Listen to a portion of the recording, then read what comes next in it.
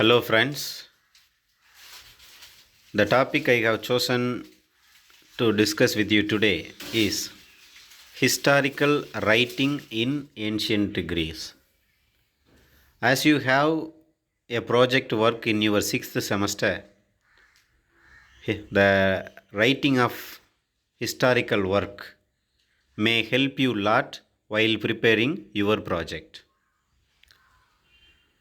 So, how historical writing in ancient Greece and who did the work in Greece means two famous personalities, namely Herodotus and Tousidas, who did tremendous job to decide the history of ancient Greece. Let me explain their work and their collection of data and their voluminous work.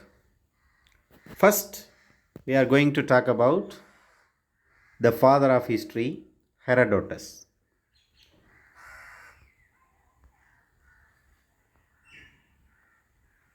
Ancient Greece was the cradle of historiography. The word history itself is of a Greek origin. A new kind of historical writing found expression and reached its culmination in the immortal historical works of Herodotus. Herodotus, his period starts 4804 BC to 425 BC. Herodotus was the native of Halicarnassus, a Dorian settlement in Asia Minor.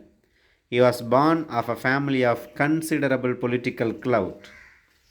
As a student, he studied Greek poetry and impressed by Homer's epic, Iliad and Odyssey. He was also influenced by the chronicles of Hecataeus. He was excited at the age of 32 because of his uncle's involvement in political intrigue. Along with his uncle, Herodotus embarked upon extensive travels. He went as far east as Persia and as far west as Italy. He knew the coast of the Black Sea and had been to Arabia. In Egypt, he went up to Nile to Azam. Probably he had been to Thrace, Cynthia, Babylon, Cyrene, Libya, Sicily, and India. Herodotus was the first sightseer of the world. After the completion of the period of exile, he settled down in Athens and lived in the court of Pericles for 40 years. Then Herodotus retreated to Turi, an Athenian colony in Italy, where he breathed his last. Herodotus hazarded his travels with insatiable thirst of knowledge and observed and inquired with the eye of the scientist and the curiosity of a child. Armed with a rich assortment of notes concerning the geography, history, and manners of the people, which he meticulously and methodically collected during his far reaching travels, he composed his monumental History. So, the name of the book written by Herodotus is Histories. I will explain the gist of Histories. Herodotus' work, History, consists of 9 books or volumes, each one of them being named after one of the 9 muses. The first book is presided over by Clio, the muses of history. The first 5 books recount the early conflict between the East and the West and the developments in Greece. The sixth one describes the Ionian Revolt and the campaign of Marathon. The last 3 books described the Greco-Persian War held between 499 BC to 449 BC. Two-thirds of the book are devoted to his journeys and what he learned on them. The remaining one deals with the Persian Wars. His travels provide the stage setting for his central theme.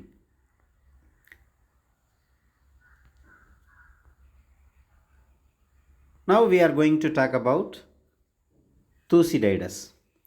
So Thucydides also a famous personality in ancient Greece. Thucydides was born with a silver spoon in his mouth, which means he born in a rich family. He was the son of a rich Athenian owner of gold mines in Thrace. He received the best education available in Athens.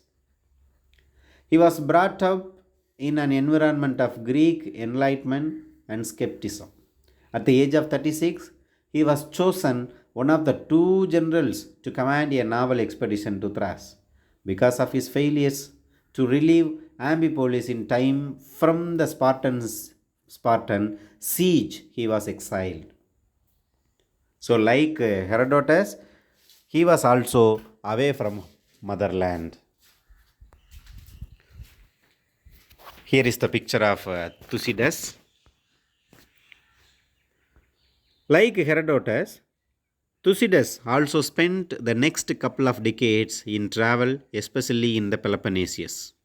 Soon after the oligarchy revolution in 404 BC, Tousidas returned to Athens.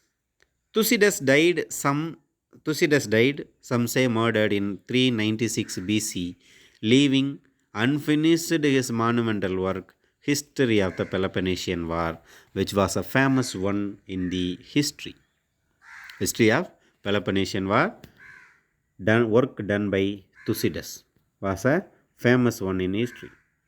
So, what is the central theme of Peloponnesian War? The suicidal struggle between the two mighty Greek city states, Athens and Sparta, is the central theme of Thucydides' History of Peloponnesian War. The first broke out in 431 BC. The Peloponnesian War, the struggle between Athens and Sparta, was broke out in the year 431 BC. He begins his book with the following words. Tousidas, an Athenian, wrote the history of the war between the Peloponnesians and the Athens from the moment that it broke out, believing that it would be an important war and more worthy of relation than any that had preceded it. After these prefatory remarks, he gives a summary of the developments in Greece from the Minon times to the Persian wars. Then he proceeds to a description of the central theme, the origin, the development, and denouncement of the civil remains incomplete. Written in two stages, his history seeks to narrate the civil struggle of 27 years as one war. Perhaps later historian divided his work into 8 books on the basis of chronology, because he died when he died with unfinished work. So the later historian, after the time of Thucydides, they completed the work of Thucydides, and they divided his work into 8 books on the basis of chronology. Chronology is important one in the history. So events will be constructed on the basis of chronology. So because of his work, because of his collection, and because of his writing, Thucydides was known as father of scientific history. He is not a chronicler. He is a seasoned historian. He claims that his conclusions are drawn from the proofs, and he does not exaggerate at the expense of the truth. Turning away from the region of legend, he proceeds upon the clearest data, proofs, and evidence, and arrives at conclusions. So he writes the book History of Peloponnesian War with the clearest data and proof. His history is surprisingly devoid of romance. In his inimitable words, his work is written on the basis of an exact knowledge of the past as an aid to the interpretation of future. So he started his work in the BC, but it has modern day or the future interpretation. Thucydides relied on search and research. So research is nothing but research, re-inquiring. So Thucydides relied on search and research. He had thorough knowledge of his predecessors, especially Herodotus. He left no stone unturned in his efforts to explore all available sources. As a general in the Athenian army, he observed their developments, visited the friendly states, and met prisoners of war.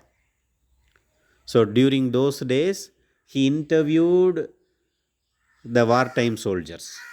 During his exile, he had occasions to discuss at length the cause and course of the war with the Spartans. Being a Athenian, he had interviewed the opposite party, Spartans. He made copious notes of the speeches of war veterans. He ascertained the accuracy of the information, analyzed the data, and arrived at conclusion. His mastery over details is indeed amazing, so that Thucydides was called as father of scientific history. Even though he belonged to ancient time, his data collection, his analyzing knowledge, and his writing method earned a name father of scientific history. Thucydides is scrupulously impartial in his approach. As an Athenian, he lamented over the fall of Athens, but as an historian, he admires Spartan discipline. Even though he belonged to Athens, he admired Spartans' discipline in military. He balances the account of military campaigns with the description of political developments. He is strictly neutral on controversial issues. He never departs or severs from the central theme of his history. He turns a deaf ear to credulous statements, hearsay reports, and cock and bull stories. He avidly applies the yardstick of reason and mercilessly eliminates statements based on the beliefs, tradition, and superstitions. He recorded and wrote what he seen, what he interviewed, and what he analyzed. He avoided the cock bull stories, hearsay reports, and other invaluable records. So he wrote on the basis of evidences only. So that he was famous on today. So the early historical work in Greece was made by Herodotus and Tousidas.